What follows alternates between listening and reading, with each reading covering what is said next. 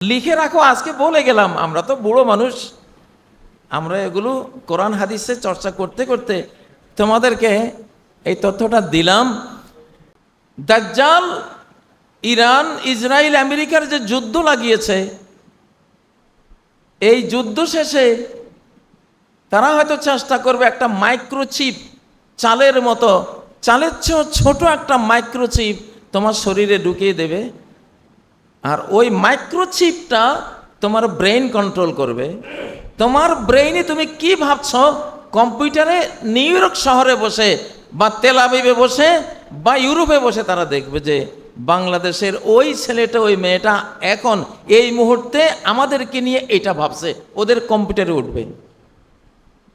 তোমরা এই ধরনের এক ভয়াবহ প্রযুক্তির যুগে এসছো। তবে হয়তোবা তোমরা যখন আরো 15-20 বছর পার হবে, তখন গাড়ি পাবে না, ট্রেন পাবে না, বিমানও পাবে না, বিদ্যুৎও পাবে না, মোবাইল তো পাবেই না, জিপিএস সিস্টেম পাবে না, কিছুই থাকবে না। থাকবে তোমাদের সামনে গরু গাড়ি, ঠেলা গাড়ি, টমটম, ঘোড়া, গাধা, তারপরে পায়ে হেঁটে যাওয়ার ব্যবস্থা, নৌকা চলার ব্যবস্থা। লিখে রাখো, আজকে বলে গেলাম। আমরা তো বুড়ো মানুষ, আমরা এগুলো কোরআন হাদিসে চর্চা করতে করতে তোমাদেরকে এই তথ্যটা দিলাম। এই জন্য বয়সের এক পর্যায়ে প্রচুর হাঁটতে হবে, শারীরিক ফিটনেস রাখতে হবে। একবারে সুখের নন্দলাল হলে চলবে না, অচল হয়ে যাবে। তো আসলে আমাদের এই যুগটা অত্যন্ত ভয়াবহ যুগ। তোমরা এই যে মোবাইলটা, স্মার্ট মোবাইল, তাই না? স্মার্ট কাকে বলে? ইন্টেলেকচুয়াল, মেধাবী, বুদ্ধিমান। এই মোবাইলটা বুদ্ধিমান। তাহলে তোমরা কি?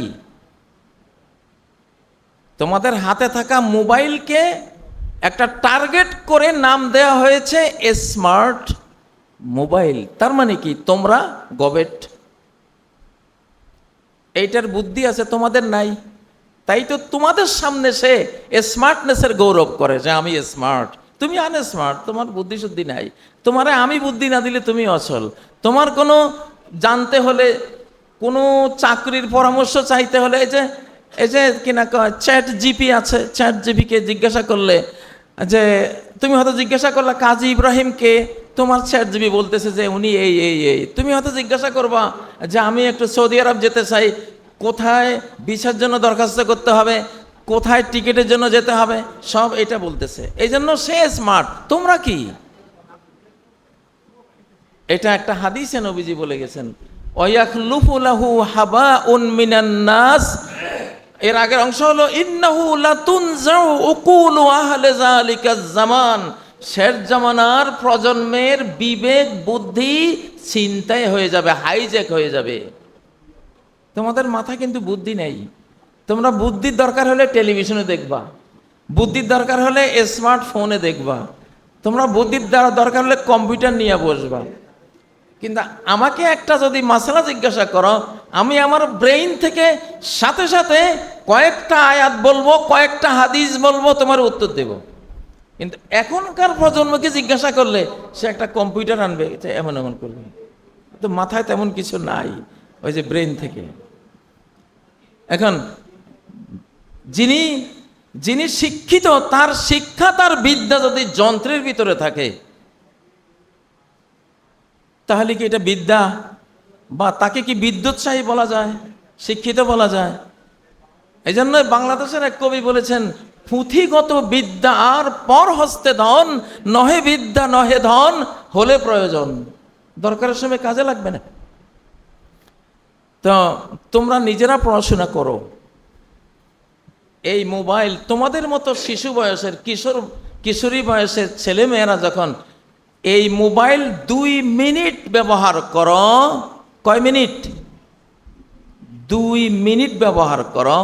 2 মিনিটে 1 ঘন্টা তোমাদের এই আল্লাহ প্রদত্ত স্মার্ট ব্রেইনটা, সুপার স্মার্ট এই ব্রেইনটা, এইটার 2 মিনিট ইউজে 1 ঘন্টা এটা বিশৃঙ্খল হয়ে থাকে। 1 ঘন্টা এটা সায়েন্সের একটা গবেষণা তোমাদেরকে দিলাম। আচ্ছা, 2 মিনিটে যদি 1 ঘন্টা যায়, তাহলে তোমরা কিশোররা, ছোট্ট বয়সের মানুষরা যদি 4 মিনিট ব্যবহার করো, কয় ঘন্টা যাবে? 2 ঘন্টা বিশৃঙ্খল। 8 মিনিট ইউজ করলে 4 ঘন্টা বিশৃঙ্খল। 16 মিনিট ইউজ করলে কত ঘন্টা? প্রতি 2 মিনিটে যদি 1 ঘন্টা তোমার ব্রেন বিশৃঙ্খল থাকে, যে আজকে শিশুরা ক্রমশ কি হয়, কথা বলতে শিখে। এখন শিশুরা ক্রমশ কথা হারিয়ে ফেলে। 4 বছর বয়সে সে আল্লাহ বলতো, রাসূল বলতো, আব্বা আম্মা বলতো, মামা খালা বলতো। 6 বছর বয়সে গিয়ে আব্বাও বলে গেছে, আম্মাও বলে গেছে। এখন আর বলতে পারে না। ধীরে ধীরে ভাষা হারিয়ে যাচ্ছে। এই জিনিস থেকে ছোট্ট বয়সে তোমরা দূরে থাকবা, তোমরা দূরে থাকবা যদি স্মার্ট হতে চাও। নাহলে গবেট বানিয়ে দিবে, এই মোবাইল তোমাদেরকে গবেট বানিয়ে দেবে। আল্লাহ তাআলা তোমাদের হেফাজত করুন।